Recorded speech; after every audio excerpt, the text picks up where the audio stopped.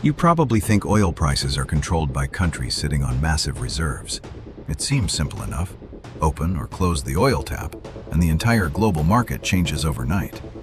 But what if one of the biggest price crashes in history did not begin with new oil discoveries at all, but with a technology that, not long ago, was considered useless and far too expensive? In just a few years, it completely changed the rules of the game. It stripped major exporters of their familiar power and turned the global energy market upside down. Today, we will look at how the shale revolution turned the United States into one of the world's leading oil producers, and how a single engineering technology changed the global economy more deeply than many wars. Imagine turning on your television at the end of the 20th century. On the screen, respected experts with serious faces are warning that the planet is running dry. Humanity's most important resource is running out. They claim that the oil left beneath the Earth's surface will last, at best, another 30 years. A quiet panic begins to spread across the world. Gas prices climb higher almost every day. The world's leading economies keep sending trillions of dollars to a small group of countries that control the planet's most important oil supplies. Everyone believes the shortage is permanent.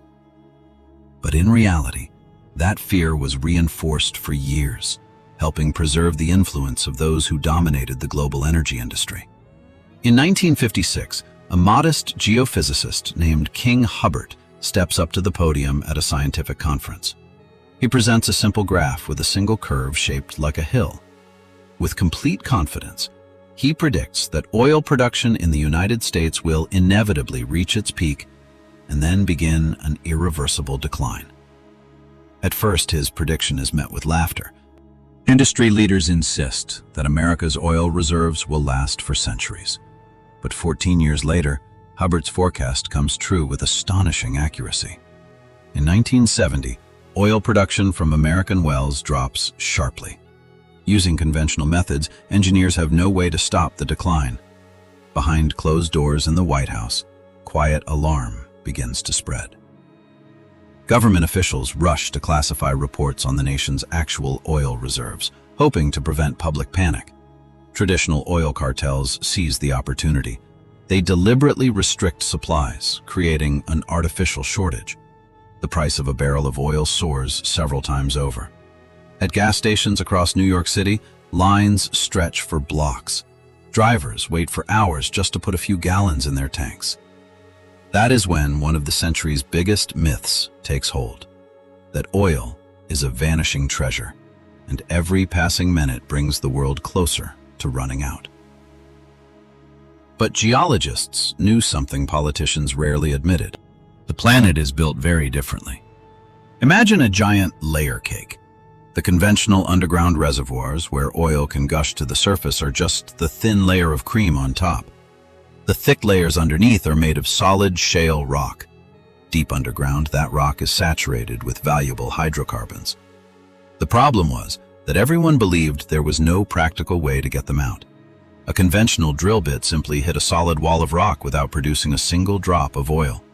The cartels were convinced they had the world's energy supply locked firmly in their grip. The entire world kept paying enormous prices, believing there was no alternative to conventional oil. But what happened on an abandoned oil field in Texas forced the industry's old giants to face an uncomfortable reality. Their century-long monopoly was beginning to crack because of one man's stubborn determination.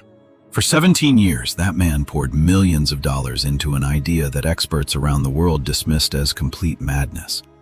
His colleagues openly mocked him. Advisors begged him to quit. Major investors panicked and pulled their money.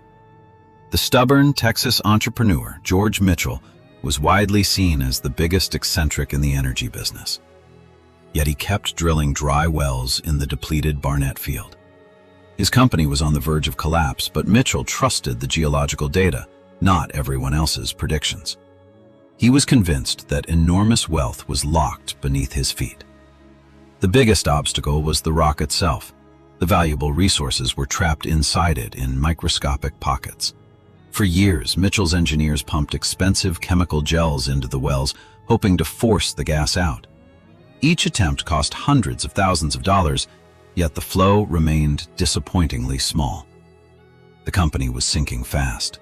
Its accounts were running dry, and investors demanded that the project be shut down immediately. Only a bold gamble had any chance of saving it, and one young engineer was willing to take it. Early one morning in 1997, engineer Nick Steinsberger stands on a drilling site in front of massive storage tanks. Ignoring company guidelines and the warnings of his colleagues, he decides to try a dangerous experiment. Steinsberger completely changes the formula. Instead of thick gel, he uses ordinary water mixed with tons of sand and a small amount of friction-reducing chemicals. The pumps roar to life at full power. Massive steel pistons begin forcing thousands of tons of fluid deep underground at enormous pressure. The ground beneath the workers' feet begins to shake. At that moment, a simple law of physics takes over. Water rushed into the rock layers at tremendous speed, ripping through the shale and creating millions of tiny fractures. But water alone would never be enough. Once it drained away, the immense weight of the rock above would squeeze those cracks shut again. That is why Steinsberger added ordinary sand to the mixture. Millions of tiny grains became trapped inside the fractured rock, acting like miniature wedges. They physically kept the cracks from closing, leaving underground pathways permanently open for oil and gas to flow. Steinsberger's high-risk experiment worked perfectly. The sensors at the wellhead recorded a powerful, steady stream. Mitchell had proved everyone wrong. Even then, the major oil companies dismissed the technique as an expensive gimmick suited only for small fields. What they failed to notice was that engineers had combined this breakthrough with another bold invention, creating something entirely new. Imagine controlling a massive steel drill more than 2 miles underground, as precisely as if you were steering a toy car. You make that enormous drill turn at a perfect 90-degree angle and continue horizontally beneath neighborhoods, highways, and entire cities. Not long before, engineers considered that technically impossible. Yet this remarkable underground breakthrough transformed oil production into an invisible weapon that reshaped the global market in just a few years. Hydraulic fracturing alone was not enough. A shale layer deep underground is surprisingly thin, more like a long, narrow ribbon than a massive reservoir. With a conventional vertical well, the drill passes through that layer almost instantly and keeps going. Only a tiny portion of the resource can be recovered. Engineers needed a way to stay inside that productive layer for as long as possible. That is when engineers developed the steerable downhole motor. It could gradually turn the drill 90 degrees while deep inside solid rock. To picture how it works, imagine an ordinary flexible drinking straw. You lower it straight into a glass, then gently bend it at the bottom so you can reach every last drop. Horizontal drilling works the same way. The drill bit travels thousands of feet underground, then changes direction and continues horizontally through the oil-bearing layer for thousands more. The improvement was immediate. A single well could now replace dozens of conventional vertical wells, recovering oil and gas from an entire stretch of the underground formation. This breakthrough sparked an extraordinary boom in North Dakota's vast Bakken formation. Entrepreneur Harold Hamm was one of the first to believe in this combination of technologies, and he began buying up drilling rights on a massive scale. Within months, the small farming town of Williston was transformed into a booming oil town. Thousands of workers poured in from across the country. Rents skyrocketed, climbing even higher than prices in downtown New York City. Housing quickly ran out, forcing many oil workers to live in trailers and even in their cars parked out in the fields. Geologists had uncovered a vast underground sea of oil and gas that had once been considered unreachable. While the traditional energy giants were spending billions building offshore platforms, American companies were drilling thousands of new wells, filling storage facilities faster than ever. Oil producers in the Middle East watched the production charts with growing alarm. They realized they were losing one of their most important markets. Determined to crush these new competitors, they went all in. They opened the taps wide, flooding the world with cheap oil in an attempt to drive the American shale industry out of business. Closed-door talks at a luxury hotel in Vienna in late 2014 changed the world almost overnight. Leaders from the world's biggest oil-producing nations gathered to push the American shale industry out of the market. Their strategy was simple: crash oil prices on purpose. Saudi oil minister Ali al-Naimi confidently predicted that American shale producers would not survive even 3 months of low prices. But that confidence became a trap that ended up hurting their own business. Chaos swept through global oil markets. The price of a barrel plunged from $115 to just $35. It was like a retail giant selling products at a quarter of their cost just to drive every independent competitor out of business. To understand how ruthless this strategy was, consider a remarkably similar case from 1905. A German cartel set out to destroy the American inventor Herbert Dow. European producers flooded the U.S. market with bromine, selling it for far less than it cost to produce. They expected Dow's company to collapse. Instead, Dow came up with a brilliant counterattack. Using intermediaries, he secretly bought up the cheap German bromine as it arrived at American ports. Then, he shipped it back to Europe and sold it there at the normal market price, including to the very companies trying to ruin him. The cartel ended up financing its own defeat, while Dow went on to build an industrial empire that his rivals could no longer stop. More than a century later, Middle Eastern oil producers tried a similar strategy. Across Texas and North Dakota, drilling activity slowed dramatically. Wells were shut down one after another. Drilling rigs were moved into storage, and investors watched their losses pile up. But the oil producers made one critical mistake. They were judging the American industry by outdated standards. They imagined oil production as crews in dirty coveralls, manually operating valves on drilling rigs. The American response to collapsing oil prices was not surrender. It was rapid automation. Expensive manual labor disappeared from drilling sites, replaced by autonomous systems. Imagine a drilling rig where massive steel pipes are lifted, connected, and lowered into the ground without a single human hand touching them. Robotic equipment completed complex operations in seconds. As efficiency soared, the cost of producing American shale dropped right along with the market, making production profitable even at much lower oil prices. The American industry did more than survive the shock that began in Vienna. It reinvented itself. What global markets did not realize was that forced cost-cutting had transformed ordinary Texas oil fields into highly automated digital factories. And those factories were about to strike back, permanently weakening the century-old dominance of the traditional oil producers. Look across the empty landscape of West Texas. Beneath it lies the Permian Basin, America's most important oil-producing region. Yet you will not find endless rows of drilling rigs or crowds of workers. Instead, you see a quiet stretch of open land hiding one of the largest networks of man-made underground tunnels ever created. Oil executive Scott Sheffield was among the first to realize that the next step was no longer searching for individual underground reservoirs. The real goal was to turn the entire Texas desert into one giant production system. Instead of drilling isolated wells wherever oil was found, companies switched to multi-well drilling pads. Engineers began building vast underground networks, drilling as many as 30 horizontal wells from a single location.